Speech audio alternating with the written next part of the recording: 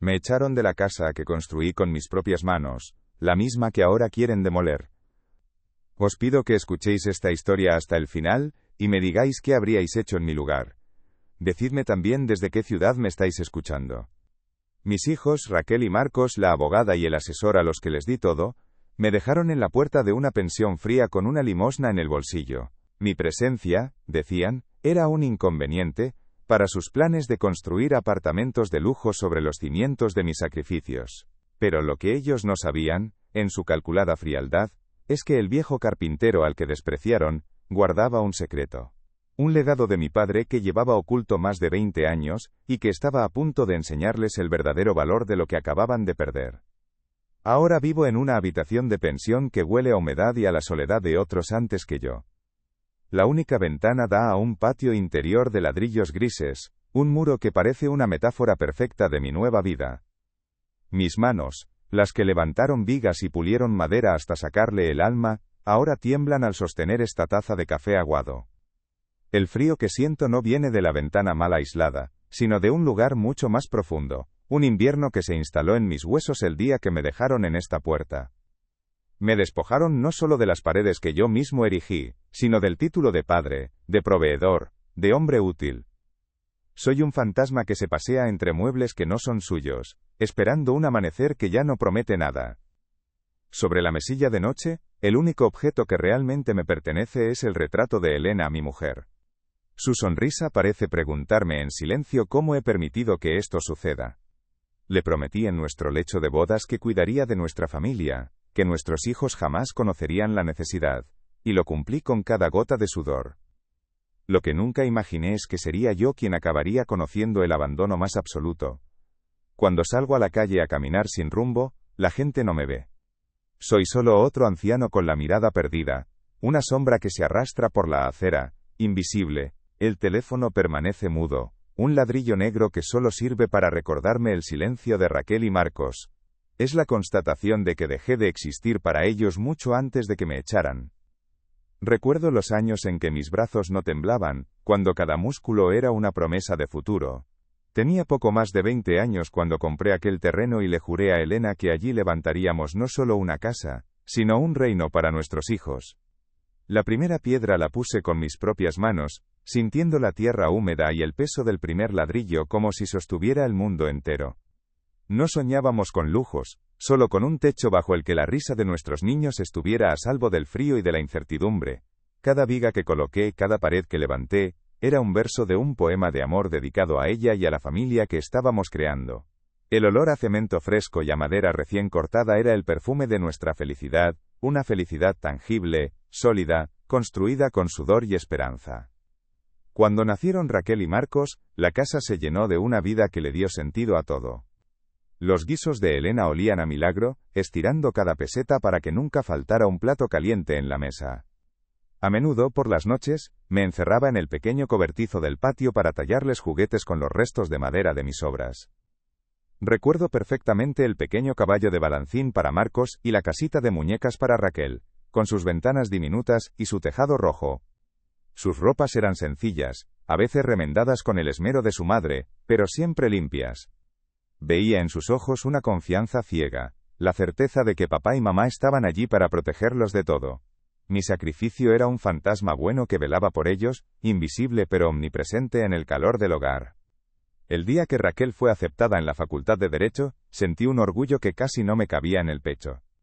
Por esas mismas fechas, un viejo amigo me propuso ser socios para abrir por fin mi propio taller de ebanistería.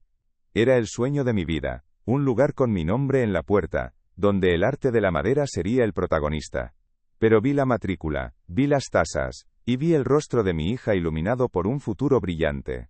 No dudé ni un segundo. Rechacé la oferta. APLACE con acento agudo mi sueño indefinidamente y usé cada céntimo para pagar sus estudios. «Serás una abogada magnífica, hija», le dije, mientras ella me abrazaba y me prometía, con lágrimas en los ojos, que siempre cuidaría de mí. Creí en su promesa como se cree en el amanecer.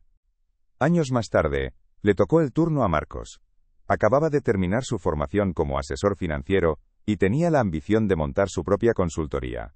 Carecía del capital inicial, de ese empujón que a menudo marca la diferencia entre el éxito y el fracaso. Elena y yo teníamos unos ahorros, guardados con celo para nuestra vejez, para los imprevistos que siempre llegan. Una tarde, después de verle desanimado durante días, saqué el dinero del banco y se lo entregué en un sobre. «Papá, esto es todo lo que tenéis», me dijo, con la voz quebrada. «Es para que vueles alto», le respondí. Me prometió que me devolvería cada céntimo con creces, que gracias a ese gesto, él construiría un imperio, y que a nosotros jamás nos faltaría de nada. Su gratitud parecía tan sólida como los muros que yo había levantado. Mi vida entera fue un acto de servicio silencioso. Me levantaba antes de que saliera el sol, con el cuerpo aún dolorido del día anterior, y volvía a casa cuando la noche ya se había cerrado. Mis manos se curtieron, se llenaron de callos y cicatrices que eran el mapa de mi devoción. Nunca les che con acento agudo en cara las horas extra, los fines de semana trabajando, los caprichos que nunca me di. Mi recompensa era verlos crecer sanos, convertirse en profesionales respetados, en personas que, según yo creía, tenían unos cimientos morales tan fuertes como los de nuestra casa.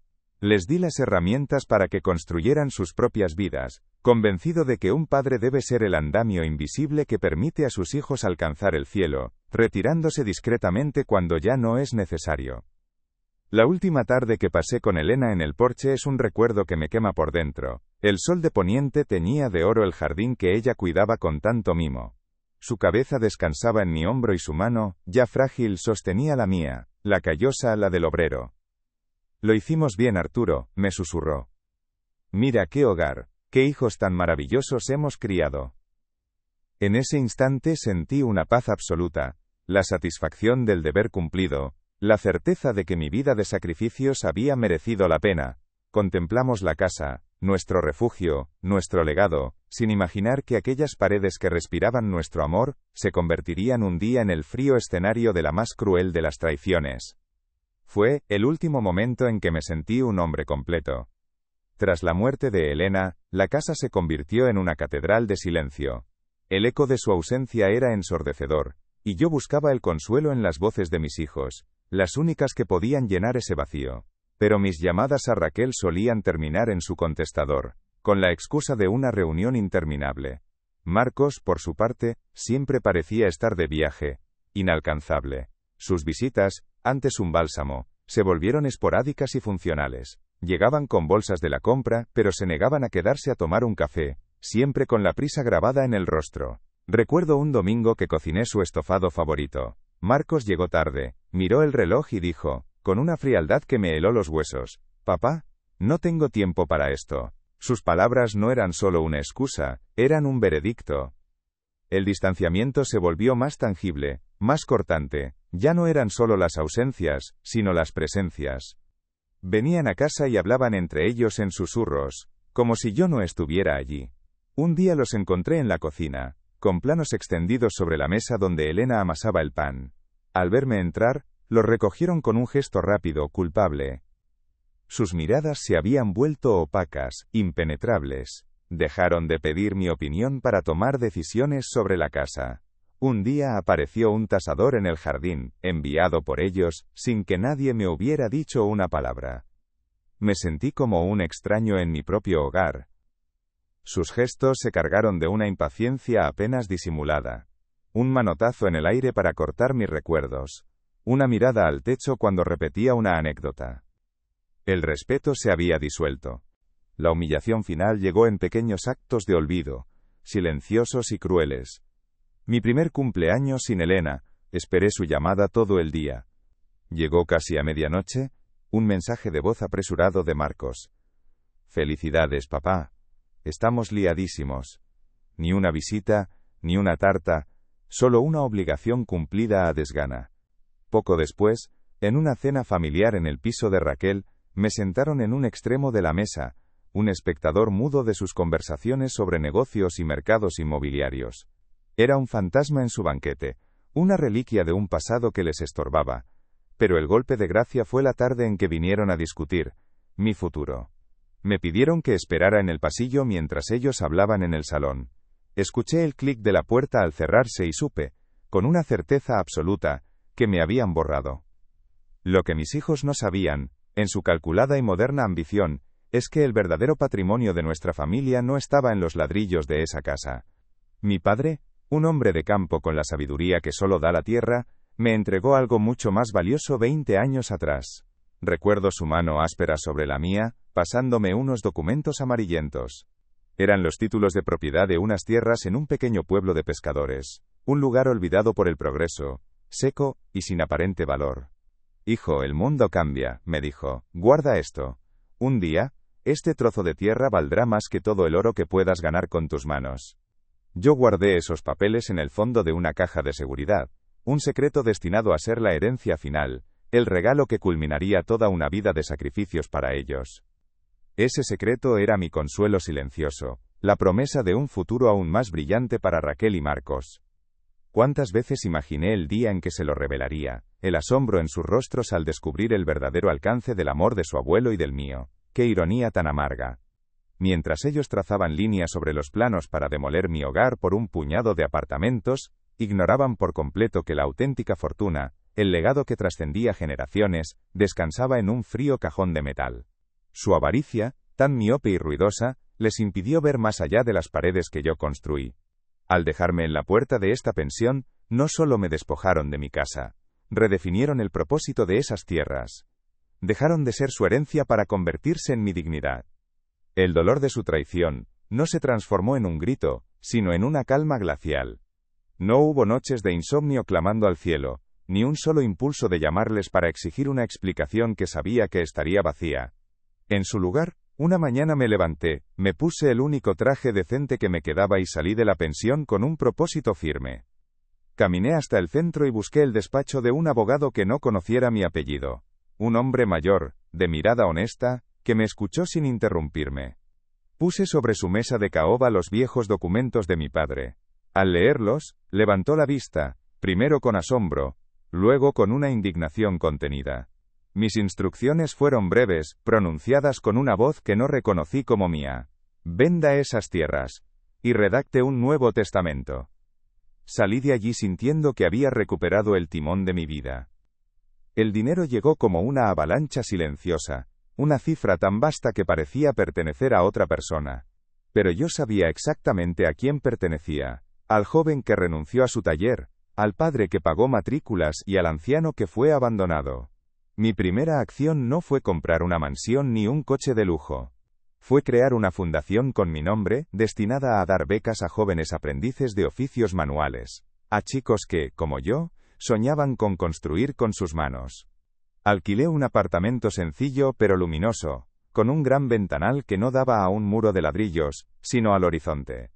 Cambié mi número de teléfono y me deshice de todo lo que me ataba al pasado. No les notifiqué nada. Mi desaparición era mi respuesta.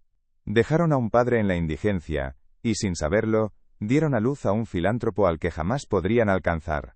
La primera vez que volvieron a aparecer fue un martes por la mañana, sin previo aviso. El portero de mi nuevo edificio me llamó para anunciar una visita inesperada. Sus hijos están aquí, señor Vargas.